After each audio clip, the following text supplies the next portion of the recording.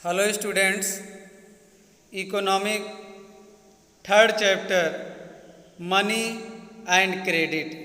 तो ये मनी और क्रेडिट के बारे में इस चैप्टर में हम डिस्कस करेंगे। Money as a medium of exchange. What is money? Money as a medium of exchange और money is a medium of exchange. अब ये मनी मीडियम ऑफ एक्सचेंज कैसे है इसको हम समझेंगे। Suppose that you want to buy a pen from a shop, you need money. अगर आप एक पेन खरीदना चाहते हैं दुकान से तो आपको पैसे की आवश्यकता पड़ेगी। तब आप 5 रुपये लेकर के शॉपकीपर के पास जाएंगे और शॉपकीपर को आप 5 रुपये पे करेंगे और वो आपको पेन देगा। तो इस तरह से मनी से एक्सचेंज हो गया, क्योंकि आप पेन ले लिए और पेन की वैल्यू जितनी है उसके एवरेज में आप उनको मनी पे कर दिए। तो इस तरह से मनी से जो है गुड्स और सर्विसेज एक्सचेंज होती हैं। सपोज डेट आपकी हेल्थ ठीक नहीं है, आप डॉक्टर के पास जाते हैं तो स्वास्थ्य सेवा को भी आप प्राप्त करते हैं पैसे दे करके एक्सचेंज के माध्यम से। तो इन सब आइडियाज़ को हमें इस चैप्टर में समझना है। The use of money spans a very large part of our everyday life. तो मनी का उपयोग हम अपने जीवन में प्रतिदिन करते हैं। Look around you and you would easily be able to identify several transactions involving money in single day। जब आप चारों तरफ देखेंगे तो बहुत सारे ट्रांजैक्शंस लेन देन जो है पैसों के माध्यम से, मनी के माध्यम से हो रहा है। Can you make a list of this? ये एक्टिविटी है, आप ये लिस्ट बना सकते हैं कि कौन से गुड्स एक्सचेंज हुए। In many of the transaction goods are being bought and sold with the use of money. तो इस ट्रांजेक्शन में आप देखेंगे कोई भी वस्तु खरीदी या बेची जा रही है with the use of money, पैसे का उपयोग करके। In some of the transactions services are being exchange with money. इन सब में जो सेवाएं हैं, जो वस्तुएं हैं, ये मनी से एक्सचेंज किया जा रहा है। For some there might not to be any actual transfer of money taking place. तो कुछ में मनी जो है ट्रांसफ़र नहीं हो रहे हैं एक्चुअल प्लेस पर ना, but a promise to pay money later. लेकिन आपको ये वादा करते हैं but a promise to pay money later की बाद में मनी पे करेंगे। Have you ever wondered why transaction are made in money? आपको कभी ये जानकर आश्चर्य हुआ कि क्यों मनी के माध्यम से ही ट्रांजैक्शन हो रहा है या होता है? The reason is simple. इसका रीज़न बहुत ही सिंपल है बच्चों। A person holding money can easily exchange. अगर किसी व्यक्ति के पास मनी है तो वो आसानी से किसी गुड्स या सर्विसेज का एक्सचेंज जो है कर सकता है।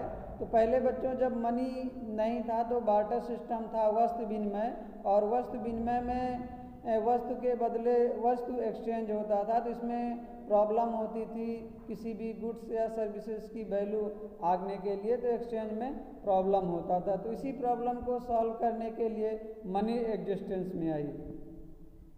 It for any community or services that he or she might want. Thus everyone prefer to receive payment in money and then exchange the money for things। तो कोई भी पेमेंट के रूप में भी मनी लेता है, किसी भी गुड्स या सर्विसेज को आसानी से मनी से एक्सचेंज कर लेता है that they want। Take the case of shoe manufacturer. अब हम एक केस लेते हैं कि शू मेकर्स का जो है जूता बनाने वाला। He want to sell shoes in the market and buy wheat। और वो अपना शूज सेल करके मार्केट में व्हीट खरीदना चाहता है। The shoe manufacturer will first exchange shoes that he has produced for money। तो पहले वो मनी से एक्सचेंज करेगा, शू मेकर शू को सेल करेगा, मनी प्राप्त करेगा, and then exchange the money for wheat. और उसके बाद फिर उसी पैसे से वो गेहूं को एक्सचेंज कर लेगा, मतलब खरीद लेगा। इमेजिन हाउ मच मोर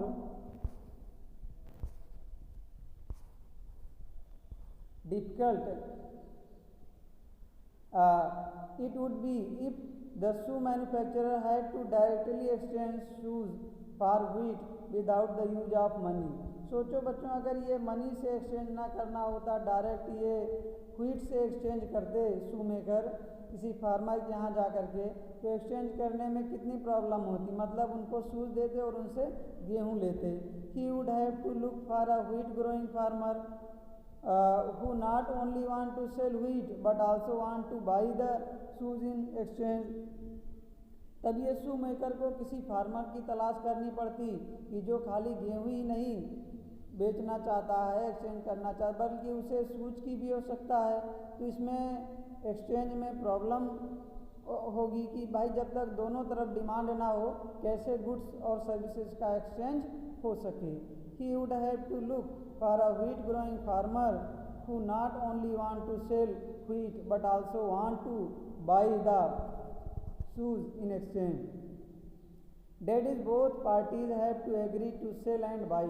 इसमें बार्टर सिस्टम में दोनों पार्टियों को एग्री होना पड़ता है कि भाई कोई खरीदने और बेचने के लिए दोनों लोग इच्छुक हों, अपनी वस्तु को जो है बाई ईच अदर्स कम्युनिटी, एक दूसरे की वस्तुओं की आवश्यकता हो।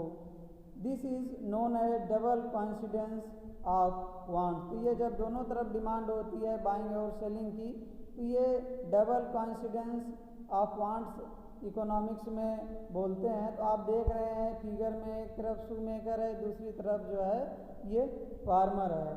तो दोनों तरफ डिमांड होनी चाहिए वस्तु की, तभी भी ही वस्तु विनिमय हो सकता है without use of money. What a person desire to sell is exactly what the others wishes to buy. अगर कोई व्यक्ति एक बेचना चाहता है तो दूसरे की भी इच्छा होनी चाहिए कि वो खरीदे भी। In a barter system where goods are directly exchange without the use of money. तो जो बार्टर सिस्टम है बच्चों, वस्तु विनिमय है, यहाँ पर डायरेक्टली गुड्स का एक्सचेंज होता है without the use of money. यहाँ पैसे की ज़रूरत नहीं पड़ती है, गुड्स के बदले गुड्स जो है एक्सचेंज होता है। तो अब ये आप क्वेश्चन बना के नोट कर लेंगे। What is barter system? तो in a barter system where goods are directly exchange without the use of money, double coincidence of wants is an essential feature. तो ये जो बार्टर सिस्टम है, इसका जो इसेंशियल फीचर क्या है बच्चों? Double coincidence of wants is an essential feature. In contrast, in an economy where money in use, money by providing the crucial intermediate step eliminate the need for double coincidence of want. तो इस तरह से जो money market में जब existence में आई, तो ये जो डबल कोइंसिडेंस ऑफ नीड थी, इसको एलिमिनेट कर दिया कि इसकी ज़रूरत नहीं पड़ने लगी। मतलब आप कोई भी गुड्स और सर्विसेज को मनी से बाई कर सकते हो और एक्सचेंज में कोई प्रॉब्लम नहीं होगा। It is no longer necessary for the shoe manufacturer to look for a farmer who will buy his shoes and all the same time sell wheat. तो अब ये शू मेकर्स को ये देखना नहीं पड़ेगा कि किसी फार्मर के पास हम जाएं, उसको शूज की आवश्यकता हो तभी हमें व्हीट मिलेगा एक्सचेंज के लिए। All he has to do is find a buyer for his shoes. Once he exchange his shoes for money, he can purchase wheat or any other commodities in the market. तो अगर एक बार वो शू maker अपने शू को money से exchange कर लेता है, तो मनी से मार्केट में कोई भी गुड्स को वो बाई कर सकता है। इसमें डबल कोइंसिडेंस की ज़रूरत नहीं पड़ेगी, since money act as an intermediate in exchange process. तो इस तरह से मनी जो है ये एक्सचेंज में एक इंटरमीडिएट प्रोसेस की तरह वर्क करती है। It is called a medium of exchange. तो मनी क्या है बच्चों? Medium of exchange. What is medium of exchange? Money is medium of exchange. या which is called a medium of exchange? Money is called medium of exchange. Thank you dear students. Have a good day.